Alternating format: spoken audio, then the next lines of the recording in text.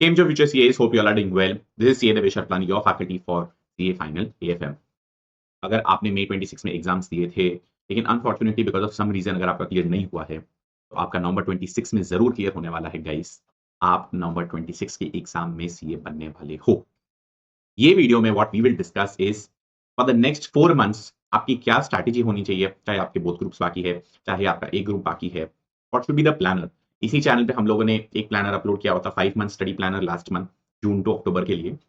लेकिन अगर आपका क्लियर नहीं हुआ है May 26 में, then in that case how should you study for the next 4 months from July to October to make sure that November 26 is the attempt when you clear your CA exam. आप देखोगे screen पे लिखा हुआ है mission November 2026 and guys ये सिर्फ आपका mission नहीं है, ये मेरा भी मिशन है that to the extent possible I will give the best of my efforts to make sure that you end up clearing CA in November 2026 and guys मैं सिर्फ बोलता नहीं हूँ future CAs, I really mean it and you are a future CA, you are a soon to be CA। अगर आपको लग रहा है कि आप फेल हुए हो गाइस, आप फेल नहीं हुए हो। I will call it success delayed, I will call it success delayed and not a failure, it is a success delayed guys। in fact मैंने पहले वाले वीडियोस में भी बोला हुआ है, अगर आपका क्लियर नहीं भी हुआ है तो मेरे को एक्चुअली जिन CAs के अटेम्प्ट्स लगते हैं उनके लिए तो कई ज्यादा रिस्पेक्ट है, बिकॉज एक चीज जो मैंने नहीं सीखी है लाइफ में, जिनका फर्स्ट अटेम्प्ट में होता है उन्होंने नहीं सीखी है लाइफ में, इस फेलियर को फेस करना या फिर डिलेड सक्सेस को फेस करना। गाइस आपने ये चीज एक बार सीख ली, लाइफ में आपके लिए कुछ भी मुश्किल नहीं। बिकॉज हो सकता है यहाँ पे फर्स्ट अटेम्प्ट में क्लियर हो भी जाए, लेकिन लाइफ में कहीं और सेटबैक आ ही सकता है और आता ही है, इट इज लाइफ। तो इस केस में if you have gotten a setback don't worry, it is just a question of 6 months when you will have the prefix CA against your name. But chalo, there's another video for the motivation. There's no motivation in this video. There is just facts on how should you study for the next 4 months. Point number 1, certified copies. आपके जो May 26 के exams थे उसके certified copies को आप RTI करके मंगवाइए। You should sit and self analyze what went wrong versus the suggested answers। आप उन मिस्टेक्स को नोट डाउन करिए and you make sure that you don't repeat those mistakes in number 26। And when I say mistakes, ये नहीं कि अरे मेरे forest के सामने ये मिस्टेक हुई, ऑफ कोर्स वो भी, बट मिस्टेक्स लाइक 3 घंटे पेपर क्यों नहीं खत्म हुआ, MCQs में क्यों स्कोर नहीं हुआ, मे बी थियरी आपने AFM की अच्छे से नहीं की। It's not just about AFM, it is about all the subjects. IBS है तो IBS का इंडेक्स बेटर हो सकता था।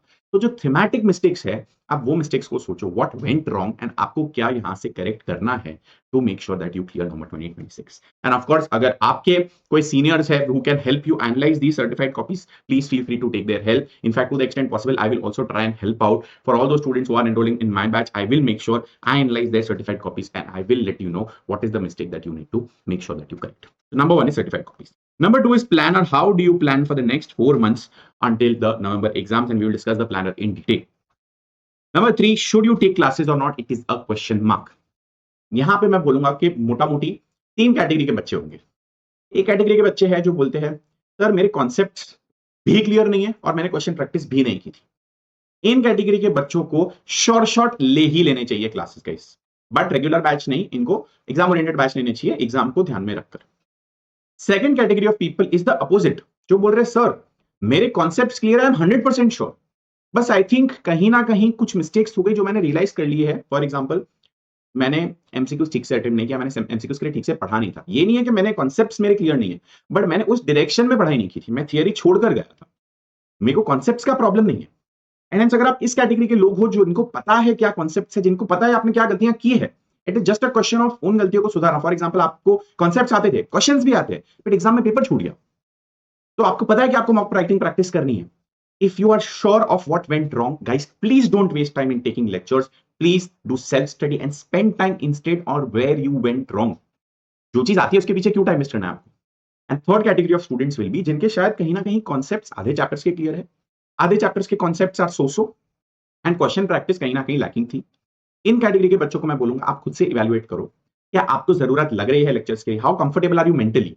काफी स्टूडेंट्स होते हैं sir I am mentally comfortable, जिन चैप्टर्स में मेरे को जरूरत लग रही है मैं रिवीजन वीडियोस यूट्यूब पे से देख के I am sure I will be confident, please do not take classes, please go for those revision videos on YouTube and do self study. लेकिन आपको लग रहा है नहीं sir I think it is becoming a mental barrier, मेरे को लग रहा है मेरे को जरूरत पड़ेगी to take lectures in order to feel confident, please go ahead and take the lectures, go for exam oriented batches. And I am not being subject specific, मैं नहीं बोल रहा हूं मेरे लेक्चर्स लीजिए, यहां पे द क्वेश्चन इज लेक्चर्स लेने चाहिए या नहीं लेने चाहिए।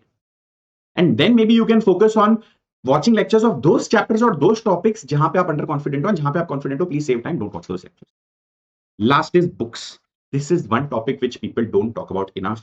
I will say अगर आपने जिस बुक्स में से पढ़ाई की थी, चाहे आईसीएस स्टडी मटेरियल था, चाहे किसी भी फैकल्टीज की बुक्स थी, अगर वो बुक्स अच्छी है, आपको उन बुक्स पे कंफर्ट बैठ गया है, अनलेस कि बुक कतई खराब है, आउटडेटेड हो गई है, या फिर आपको बुक पसंद नहीं आ रही है, या फिर वो बुक्स आपके लिए रिलेवेंट नहीं है for some reason, unless that is the case, do not change the books, do not change the books guys, because if you change the books, it is almost as if you are starting to study from scratch. क्योंकि हर book में कहीं ना कहीं वो photographic memory होता ही है। आपको लगता है कि नहीं होता है, लेकिन एग्जाम में भी आप बैठ के सोचते हो, हाँ ये लेफ्ट साइड के पेज में नीचे दिया हुआ था। आपने अगर एक बार उस बुक्स में से पढ़ रखा है, इनफैक्ट एक बार मतलब 2-3 बार पढ़ रखा होगा, बिकॉज रिविजन आपने कर रखे होंगे, you should not change the books. Only if you feel at the first place sir books ही खराब थे, it was the reason, and whatever, I am not going to which books why, but maybe you feel exhaustive नहीं है, outdated है, अगर वैसा कोई reason है तो maybe you can change the books if you are feeling more comfortable with other set of books. But don't think कि आप बुक्स की वजह से फेल हो, कहीं ना कहीं books will be the last issue. हाँ, अगर लग रहा है there is a better way of doing things, feel free to change, but my preference would be that you should not change your study resources, otherwise it is almost as if you're starting from scratch. Now question is, how do you plan for these 4 months? Today when I am recording this video, it is 20th of June 2026. मैं मान रहा हूं कि आप कल का दिन Sunday है छोड़ दो, आप मंडे से अपनी पढ़ाई चालू कर रहे हो, गाइस प्लीज कर देना, because the more you dwell over what went wrong, anything is not going to change any which ways. Rather you should spend time in making sure that you are making number 26 right. तो मैं मान रहा हूं कि 22nd June onwards, which is Monday onwards, is what you are starting your studies. So broadly 9 days of June, 31 days of July, August and October, and 30 days of September. Total आपके पास 132 days है। अब 2 scenario है, एक scenario अगर आपके both groups pending है, एक scenario कि आपका एक ग्रुप पेंडिंग है। लेट अस अज्यूम आपके बोथ ग्रुप्स पेंडिंग है, ठीक है, एंड लेट्स अज्यूम आपका फर्स्ट अटेम्प्ट है नवंबर 26 में, या आपका सेकंड अटेम्प्ट है या थर्ड अटेम्प्ट है, whichever number, it doesn't matter, आपके पास 4 महीने हैं और आपको 2 ग्रुप देने हैं, इज व्हाट मैटर्स, ठीक है। एंड मैं मान रहा हूं कि आपके सारे सब्जेक्ट्स बाकी है, that is scenario 1। I come to scenario 2 as well. आपको एटलीस्ट 3 रिविजन्स टारगेट करने हैं। So these are the 6 subjects, revision 1 2 3, this is the total number of days that you have to devote in each revision. सो यहां पे आप देख रहे होगे, दिस इज 11 + 2 9 + 2 9 + 2 11 + 2 10 + 2। ये +2 क्या है guys? The +2 + 1.5 is nothing but mock test। अब होता क्या है कि अगर मैंने बोला एफआर में आपको 13 डेज लेने हैं, आप 13th डे के एंड पे मॉक टेस्ट लिखोगे तो आपको क्या याद होगा आपने फर्स्ट डे पे क्या पढ़ा है? ह्यूमनली इम्पॉसिबल, किसी के लिए भी पॉसिबल नहीं है फर्स्ट डे के पे जो पढ़ा होगा वो एकदम अच्छे से याद रखना टिल द 13th डे। अब प्रॉब्लम क्या होगा, आप 13th डे पे एग्जाम दोगे और आप भूल जाओगे, and then you will feel अरे यार मेरे को लग रहा है मैंने पढ़ा ही नहीं। That is when you start becoming under confident. तो काफी लोग इसका सॉल्यूशन बोलते हैं सर फिर मॉक देना ही नहीं है, मैं नेक्स्ट रीडिंग में लास्ट रीडिंग में मॉक दूंगा। That is also not a good solution, क्योंकि देन आप जो सबसे इंपॉर्टेंट काम है वो लास्ट के लिए छोड़ रहे, लास्ट में हुआ नहीं हुआ, उस टाइम पे अंडर कॉन्फिडेंट फील करोगे। इसीलिए माय सजेशन इज, आपके पास गाइस इनफ टाइम है, आईसीआर ने जल्दी रिजल्ट्स दिए, उसका फायदा उठाइए प्लीज। तो what you should do is take these days 11 9 whatever, and उसके बाद आप 2 दिन लो, वो 9 डेज में या वो 11 डेज में आपने जो भी पढ़ा उसको एक बार क्विकली वापस रिवाइज कर लो, एंड देन सेकंड डे के एंड पे आप मॉक टेस्ट लिखो। That is what you should do. It does not need to be in the first time कि आप 2 से 5 के बीच में लिखो, नहीं। You can write it at 9 to 12 in the night, it does not matter. But take these 2 days after every subject to make sure you are writing mock test at the end of every paper, at the end of every subject. ठीक है, so that is revision 1 for you. IBS आप revision में नहीं 1 में नहीं करोगे तो चलेगा, 60 days in revision 1. Revision 2 has to be roughly 5 to 6 days. AFM is smaller than FR, इसलिए मैंने 5 days रखा है, FR will be 6 days plus 1.5 days। वहां पे same concept again. Sir in a वे सोच रहे हो आपकी फर्स्ट रिवीजन में 2 रिवीजन हो गए, आपकी सेकंड रिवीजन में 2 रिवीजन हो गए, ये रियलाइज नहीं करोगे guys, this is going to help you a lot. तो आपके यहाँ पे राइटिंग प्रैक्टिस भी हो जाएगी, प्लस 2 रिवीजन एक रिवीजन के अंदर हो जाएगा। This will lead to 42 days. यहाँ पे आपको आईबीएस उठाना है 5.5 दिन, जिसमें से I will say at least 2 days each you give to law and costing, and then in the last 1.5 days you should focus on building indexes, solving case studies and so on and so forth. Coming to revision 3. Revision 3 जो FR के 5 दिन है, आप directly exam के पहले दो। तो अगर आपकी एग्जाम चालू हो रही है 1 नवंबर से, आप 26-27 onwards you start studying FR, ठीक है। Then the remaining subjects you should give 3 to 4 days each. This is of course in the month of October, so 22 days over here. Total हुए 124। मैं बोल रहा हूं 4 दिन का बफर। अब ये 4 दिन का बफर कब यूज होगा, that I am leaving up to you. अभी 4 दिन का बफर, कभी कोई फैमिली फंक्शन है, आपका बर्थडे आ रहा है, आपके फैमिली का बर्थडे है, कभी तबीयत खराब हो रही है, ये 4 दिन उस वजह से। अब आपको जब यूज करना बफर यूज करो। आप अगर बोल रहे हो मैं 22 की जगह 26 जून को चालू कर रहा हूं तो 4 दिन तो यही यूज हो गए, सो प्लीज वो चीज मत करना। तो ये हो गया buffer. Second, there is still 4 extra days for you. अब इसको आपको बफर ट्रीट करना है, या फिर आप ये दिन बचा रहे हो और बोल रहे हो कि मेरे को यार एक पर्टिकुलर टॉपिक में कॉन्फिडेंस कम है। For example you say audit में मेरे को कोड ऑफ एथिक्स में कॉन्फिडेंस नहीं, I want to study for 1 more time. AFM I want to study forex for 1 more time. ये 4 दिन उन एक्स्ट्रा रीडिंग के लिए if you want, but this is optional. You can also consider this a buffer. This I am leaving up to you. So total हो गया 132 days. Sir आपने number of days तो बता दिए, पर डेट्स तो बताओ किस सीक्वेंस में मैं पढ़ाई करूं. अब उस सीक्वेंस पे आते हैं. FR से आप चालू कर सकते हो. Again this is optional, you can start with DT also, but start with one such subject जिसमें आपको कॉन्फिडेंस सबसे ज्यादा है. ठीक है. I would not want that you start with for example audit, and reason I am taking audit is everyone dreads audit. आप audit से चालू करोगे, पहले ही आप मिजरेबल फील करोगे. नहीं, start with a subject which you are reasonably confident about. So let's say you start with FR, you take the 13 days. अब क्या करना है, audit I would suggest you take it in combination with some other subject, likely AFM, ताकि practical theory का combination हो जाए. Because audit में आपको याद करना पड़ेगा, आप 10 दिन एक साथ ऑडिट नहीं पढ़ पाओगे, realistically not possible. So what I will suggest is maybe take 22 days, which is 11 of AFM and 11 of audit, 9+2, 9+2, and ये 22 दिन में आप आधा दिन करके you can decide 60, 40, 40, 60. I leave that up to you, but you can take 22 days and आप साथ में AFM and audit पढ़ सकते हो. एक और अप्रोच है, मैं 3 दिन AFM पढ़ूंगा, 3 दिन audit पढ़ूंगा, 3 दिन AFM, 3 दिन audit. That is also okay. I leave it up to you. Third is, I used to take this approach 3 days and 3 days, क्योंकि मेरे को दिन में 2 halves समझ नहीं आते थे, but that is up to you. Next, you can take up either IDT or DT. The reason I've taken IDT is relatively compared to DT, IDT is little less bulky. तो audit and AFM पढ़ने के बाद आप IDT पढ़ सकते हो, and then last में आपका DT हो गया. Roughly 20th of August, which is roughly 2 months from now, you should be done with your first reading of all the 5 subjects. And then you take 2 days of buffer. कहीं पे भी आपको बीमारी ये वो whatever, या फिर hope none of you get sick and please take care of your health. Maybe you need 2 extra days to complete a subject. Okay, and guys, you should be super disciplined. ये नहीं कि FR में 13 की जगह 16 दिन 17 दिन लग गए. No, 13 means 13. आपको डेली स्केड्यूल बनाना है. You have to make sure that you are planning these 13 days well to make sure ये 13 days के अंदर जो आपने डेली टारगेट करके आप अचीव कर रहे हैं, 13th डे तक आपका पूरा सब्जेक्ट भी कंप्लीट हो रहा है और एक मॉक भी हो रही है. और अगर आपके 2 चैप्टर छूट रहे हैं, छोड़ दो, क्योंकि आई डोंट वांट कि आप वो 13 को 16 पे लेकर जाओ एंड देन आपका इवेंचुअली एक रिवीजन कम हो. 2 चैप्टर छूट रहे हैं, नेक्स्ट रिवीजन में उसको सबसे पहले कर लेना. ठीक है. Now second reading, you can decide the sequence of a second reading. I would say you can follow a similar sequence as well. Now totally 42 days in second reading, 1 day buffer in the second reading, then revision 3. remember मैंने बोला था FR सीधा आप exam के पहले करोगे, तो roughly 17 days for revision 3 excluding FR. extra 4 days. What was the extra 4 days? यहाँ पे जो मैंने बोला था extra reading for select topics, and then finally 1 more day of buffer. So 1 day of buffer here, 1 day of buffer here, and 2 days of buffer over here. ठीक है. यहाँ पे टोटल बफर हो गए 4 days. ठीक है. एंड ये last 5 days FR. This is how you complete 132 days. And guys, the best part about this plan is you are studying every subject 5 times. Tell me how. Reading 1 में FR once, FR twice. Second reading में FR once, FR twice. हो गए 4. And then revision 3 में 5th reading होगा plus 1.5 दिन before exam में आपका 6th reading होगा guys.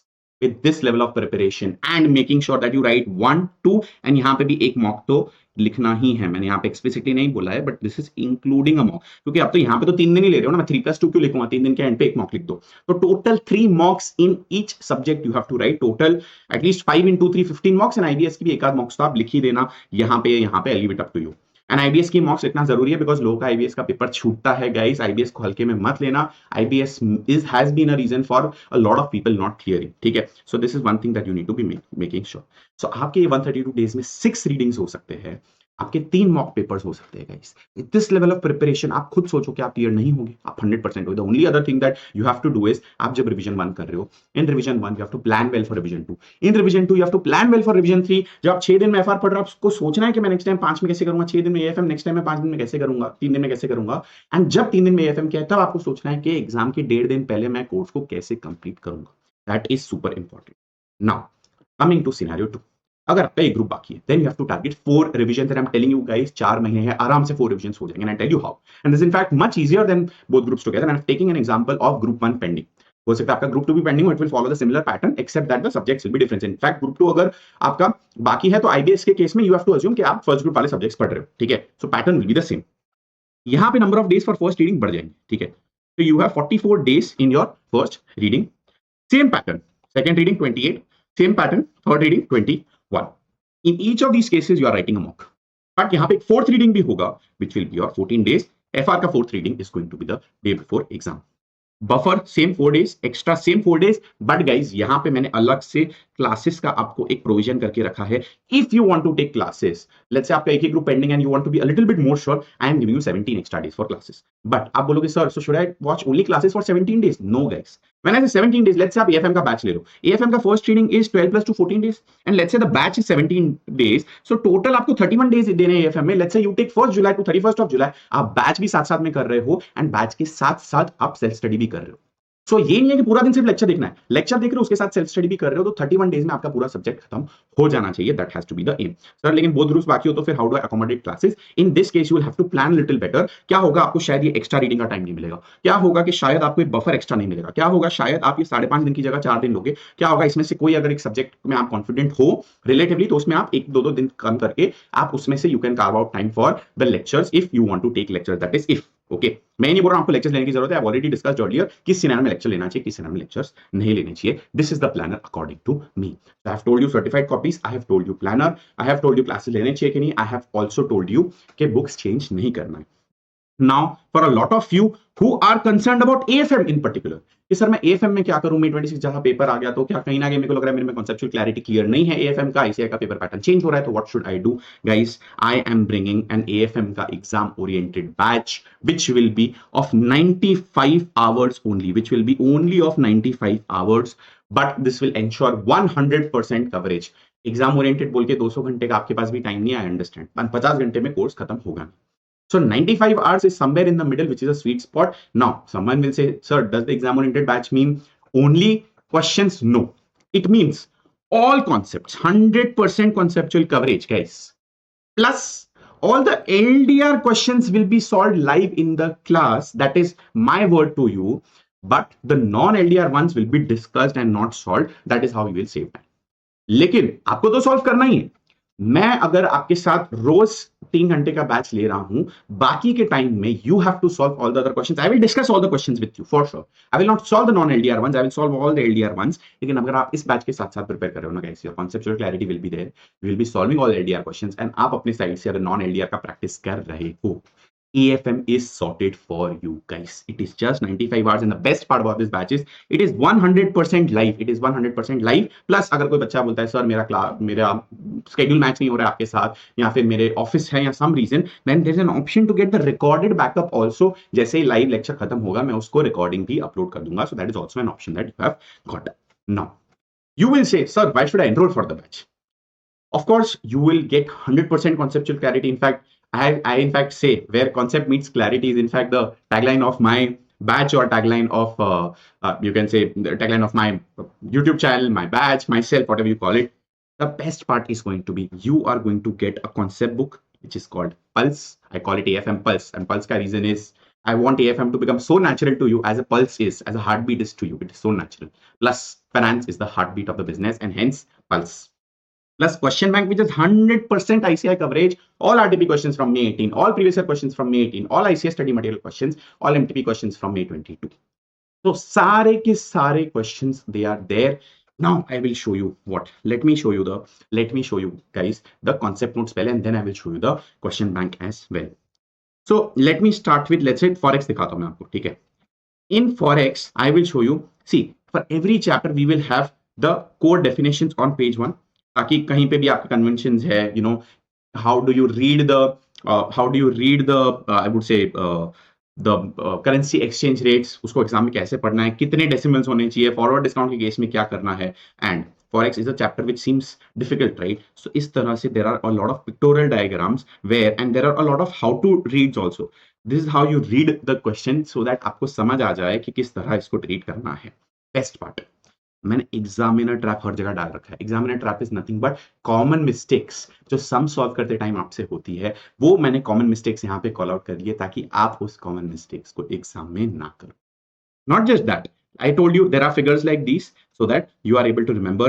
Then everywhere there are, wherever needed, there are also memory tricks. जैसे मनी मार्केट हेज में हम कंफ्यूज हो जाते हैं, कहाँ पे बोरो करना है, कहाँ पे इन्वेस्ट करना है. There are memory tricks which make you remember where to invest and where to borrow. Again, pictorial diagrams so that you are able to remember.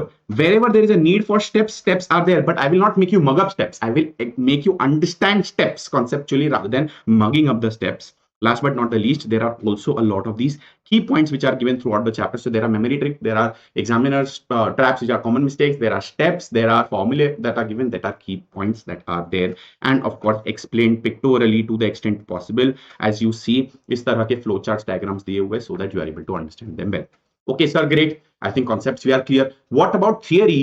From practical chapter जो एमसीक्यू में पूछते हैं, for example the poison pill question, pacman defence etcetera, जो एमएनडे के MCQ पूछे थे May 26 में, उसका क्या सर, उसका सॉल्यूशन पता था। ये है मेरे थियरी के नोट्स। फॉर एग्जांपल फॉर एमएनडे चैप्टर अगर आपको थियरी पढ़ना है, you have to just simply plainly read this theory handout. अब तक क्या होता था, बच्चे प्रैक्टिकल चैप्टर्स की थियरी छोड़ के जाते थे। I have made such a notes where you have to simply just read and आपके सारे एमसीक्यू सॉर्ट हो जाएंगे। यहाँ पे आपका ये जो आईसीआई में बड़े बड़े पैरास दिए हुए, एक लाइन में यहाँ पे समराइज्ड है, so that at least MCQs you will be able to solve, you will be able to solve all the MCQs, the green mail one, the Pac-Man defense, everything as you see is there। ये सब चीजें अच्छे से इन summary दी हुई है। अब ये हो गया सर, चलो प्रैक्टिकल की थियरी भी समझ में आ गई। अब थियरी चैप्टर्स का क्या, let me take an example of startup finance. Startup finance का ये जो आंसर है, and by the way I have a theory Thursdays करके सीरीज आल्सो ऑन यूट्यूब, जहां पे every Thursday I upload one shot on concept of theory along with its memory trick. अब ये है मेमोरी ट्रिक आपका, innovative ways to finance startup, personal financing, personal credit times, family and friends etcetera etcetera. ये है हमारा memory trick. And memory trick ऐसा नहीं है ACXZ, वो ना हम लोग फुल फॉर्म्स ही भूल जाते हैं, दैट्स अ बिगर प्रॉब्लम। तो यहाँ पे मेमोरी ट्रिक है in a way which relates to the topic. For example पहले आप अपनी जेब से पैसे डालोगे, which is personal financing, personal credit card, फिर आप अपनों से पैसे लोगे, फिर आप अजनबी क्राउड से लोगे, फिर आप अपने बिजनेस पार्टनर से पैसे लोगे। Next question you see pitch presentation. Pitch presentation में आप क्या करोगे, पहले अपना intro, who you are plus the team, फिर दर्द और लेरस, फिर मार्केट और पैसा प्लान, एंड लास्ट में sharks I want this much, which is nothing but financing. So our theory notes everywhere will have such memory tricks, so that in the examination guys, so that in the examination you are able to remember, and theory, AFM theory becomes easy. I have said in one of the videos where I have analyzed the marking pattern of ICAI के MCQs are very scoring and theory is very scoring, subject to अगर आप उसको अच्छे से पढ़ के जा रहे हो, and अगर ये memory tricks हो गए guys, in accordance to me, you will be able to remember these well in the examination and you will be able to do well, trust me. So in summary, what you get is not just the batch, but you get these books as well, and I will show you the question bank as well. So I'll show you the question bank as well actually. You see this question bank, ठीक है। अब इसकी खासियत ये है कि इसमें 100% ICAI materials covered है, including RTP, MTP, past papers, and of course study material. Let me show you one chapter, ठीक है। The best part about these notes is, I'll tell you what, this is chapter 3, advanced capital budgeting decisions, ठीक है। What I have done is I have bifurcated all questions into section A, which is LDR questions, and section B, which is non-LDR questions। क्योंकि क्या होता है ना guys, last 1.5 दिन में all of a struggle, हम लोग आधा टाइम तो इसमें वेस्ट कर देते कि कौन से क्वेश्चंस मेरे को करने हैं 1.5 दिन में, कौन से क्वेश्चंस मेरे को नहीं करने हैं। एंड डर ये रहता है काफी बच्चों में कि मैंने जो क्वेश्चन सिलेक्ट किए हैं एलडीआर में, क्या मैं कोई क्वेश्चन भूल जा रहा हूं। प्लस मैंने तो लिस्ट भी बना रखी थी एलडीआर की, बट कुछ लोग लिस्ट बनाते हैं, उसमें दिक्कत क्या होता है, क्वेश्चन बैंक का question 1, question 44, question 71, so on and so forth, these are LDR. अब आप पेज पलटोगे तो 41 से 1 से 43 के बीच में जो क्वेश्चन है वो देख के आपको ऐसे ही नर्वसनेस हो जाएगी, पेज पलटने में टाइम जाएगा, ढूंढोगे कौन सा क्वेश्चन एलडीआर मार्क किया है। इसलिए आपको ये सब ना करना पड़े, इसलिए I have bifurcated a separate LDR section. So that is खासियत नंबर 1। खासियत नंबर 2 इज कि हर एक क्वेश्चन को हम लोगों ने टॉपिक वाइज डिवाइड कर दिया है। तो टॉपिक 1 ये हो गया आपका इन्फ्लेशन एडजस्टमेंट, टॉपिक 1 के जो भी एक साथ रहेंगे क्वेश्चंस, टॉपिक 2 के सारे क्वेश्चंस एक साथ रहेंगे, and so on and so fourth. Third खासियत ये है कि हर एक एलडीआर क्वेश्चन के नीचे जो कॉमन मिस्टेक्स है, these are nothing but common mistakes जो बच्चे कर लेते हैं, उसको हम लोगों ने हर एक एलडीआर क्वेश्चन के नीचे रखा है। मैं तो ये मानता हूं कि हर एक को अपने खुद के कॉमन मिस्टेक्स लिस्ट करनी चाहिए, बट गाइस अगर आप नहीं कर रहे हो तो एटलीस्ट जो जनरल कॉमन मिस्टेक्स है उससे तो आप लर्न करो कि ये कॉमन मिस्टेक्स मेरे को नहीं करने। Let me show you, so this is still LDR section that is going on. I will show you how many questions are there in the LDR section. So there are 21 topics, कहीं ना there are 12 topics in this question, there are 21 LDR questions only। अब मैं आपको बताता हूं, ये देखिए, this is your non LDR which is the exhaustive practical question bank, which is again topic wise, ये सारे टॉपिक्स वही है। So topic 1 inflation adjustment was there in section A, also topic 1 is there over here also. अब इसके topic 1 के जितने questions होंगे inflation वाले, वो सारे एक साथ दिए हुए हैं, तो आपको पता चल जाएगा इस टॉपिक में से कौन से क्वेश्चंस पूछते हैं।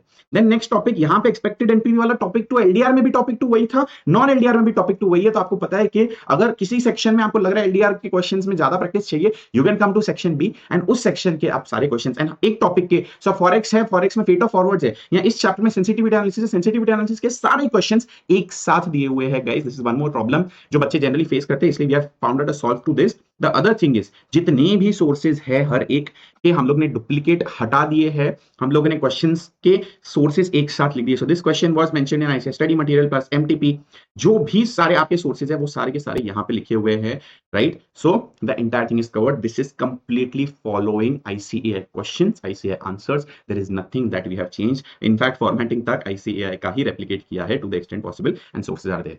So what are the benefits of this question bank? One, exhaustive coverage. Number two, LDR non-LDR bifurcation. Number three, within LDR and non-LDR also आपको टॉपिक वाइज सारे क्वेश्चंस एक साथ है. Number four, common mistakes are listed out ताकि आप exam में वो mistakes ना करो. Okay, so this is the benefit of using my concept notes and the question bank. Now there'll be new questions also. काफी बच्चे बोल रहे हैं सर AFM 826 का पेपर टफ आया. टफ इसलिए था क्योंकि न्यू क्वेश्चन था. तो सर अगर न्यू क्वेश्चंस आते हैं नंबर 26 में, how do we handle? I will give you a list of new questions as well, and ये नहीं कि उसमें से ही पूछेंगे, of course not, but I will explain you how to solve these questions logically. आपको if you want to understand my approach, there is a AFM paper solution where I have solved all questions logically and I've explained also. So in case if there is a tough paper, you know how to solve these questions. So new questions also I will be covering within the batch. There'll be 2 full mock tests which I will be personally evaluating, guys, and this is my commitment. जितने बच्चे batch में enrol हो रहे हैं चाहे, ये मैं personally evaluate करके आपको पर्सनली फीडबैक दूंगा. And similarly doubt solving as well. Doubt solving access will be given to you and I will be the one who will be directly solving doubts. ये काफी बच्चों का पेन पॉइंट होता है कि सर मेरे doubt solve नहीं हो रहे हैं. आई will B ensuring you that I solve the doubts. So sir, when is this batch starting? The batch starts on 1st July, which is the CA day. It is the beginning of a new month. It is the CA day as well. On this CA day, let us start a new batch and let us manifest you clearing CA together. The batch will end maximum by 31st of July. हो सकता है उसके पहले ही खत्म हो जाए. Approximate lecture duration will be 3 hours. The schedule of the batch is going to be 7 to 10 a.m. every day from Monday to Saturday. Okay. Now, who should enroll for this batch? Who should not enroll? मैं बता देता हूं सबसे पहले किसको enrol नहीं करना चाहिए. तो आप इस पार्ट को स्किप कर सकते हो. अगर आपको एनरोल नहीं करना, you can forward the video. ठीक है. If you are someone who is sure about concepts कि मेरे को कॉन्सेप्चुअल क्लैरिटी तो सर है, मेरे को उसका दिक्कत नहीं है, बस मेरे को सिर्फ क्वेश्चन प्रैक्टिस चाहिए. By the way, question practice भी आपको इस बैच में से मिलेगा, लेकिन this batch will be focused on both conceptual clarity as well as question practice. तो हो सकता है आपको शायद अपना टाइम सेव करना हो कि why should I spend time understanding the concept which I already have understood. मेरे को सिर्फ क्वेश्चन प्रैक्टिस करना है, तो ठीक है, आप मेरा क्वेश्चन बैंक अलग से बाय कर सकते हो and you can only and only focus on सर क्वेश्चन प्रैक्टिस. ठीक है. Number 2, who should then enrol? If you have been someone who has not been able to clear in May and are underconfident in concepts, guys, concepts is something that we are absolutely going to focus on in this batch, and hence this is something that, and of course question practice also LDR भी हम लोग करेंगे, but concepts is the precursor to question practice. And even if you are someone जिसका May 27 या नवंबर 26 में पहला attempt है आपको, लेकिन अगर आपने AFM 2 साल पहले पढ़ा है, आपको याद नहीं है एंड आपको रिवाइज करना है, then also this batch is a very good revision. आपको सारे कॉन्सेप्ट एक अच्छे से रिवाइज होके आपको सम्स भी सॉल्व कर सकते हो. इफ और and if you need conceptual clarity, मैंने आपको शेड्यूल भी बता दिया. No finally, how do you register? Let me show you how do you register. Guys, how do you register is you go to my website cadevesh@harpalani.com. So if you see, I'm refreshing the website. Okay, so this is where you can go for where you can go for the batch, and the pricing, guys, is 2499, but this is the pricing only till 28th of June. Uske baad the pricing will increase, guys, and all the details of the batch are given. The books will be physical copies, that is also mentioned. Applicability, everything is mentioned over here. But if you want to just buy the books, that option also is there, guys. You can buy our books as well from here. Okay, now free resources section is also there in the website. Here is where I will upload this entire study planner as a PDF so that you all can make the best use. I had already uploaded the IBS plan and index, and I've already uploaded the May 26 solution जो मैंने May के अंदर ही exam के बाद बना के डाल दिया था. You can, because Telegram बंद है, मैं यहाँ पे अपलोड कर दूंगा. आप ये प्लानर 4 मंथ का यहाँ से ले सकते हैं. I will also put it on Telegram. I will also put it over here. So this is how you have to enroll for the batch. And guys, other resources, even if you don't enroll for the batch, and if you are someone, let's say आपको conceptual clarity, but you just want to stay in touch with the subject, guys, I am solving daily MCQs. There'll be daily 3 MCQs from nook and corners of the ICS study material, just how the May 26 paper was, and there will be daily MCQs that are being posted on Telegram every single day without fail. And आजकल क्योंकि Telegram बंद है, हम YouTube पे post कर रहे हैं, but we will keep posting this until the November 26 exams. There will be free revision videos posted on YouTube. So even if you're not buying the lecture, don't worry. You will have access to these free revision videos. And there is Theory Thursdays as well, which also is there on my YouTube channel. Every Thursday, there is at least one YouTube short covering one important theory topic. So guys, this is it from my end. We've covered the 4-month study planner in case you've cleared, in case you've not cleared, certified copies, classes लेने चाहिए कि नहीं लेने चाहिए, books change नहीं करने चाहिए, and if you want comfort in AFM, you can go for my batch as well. Most importantly, all the best, guys. I am sorry for the handwriting.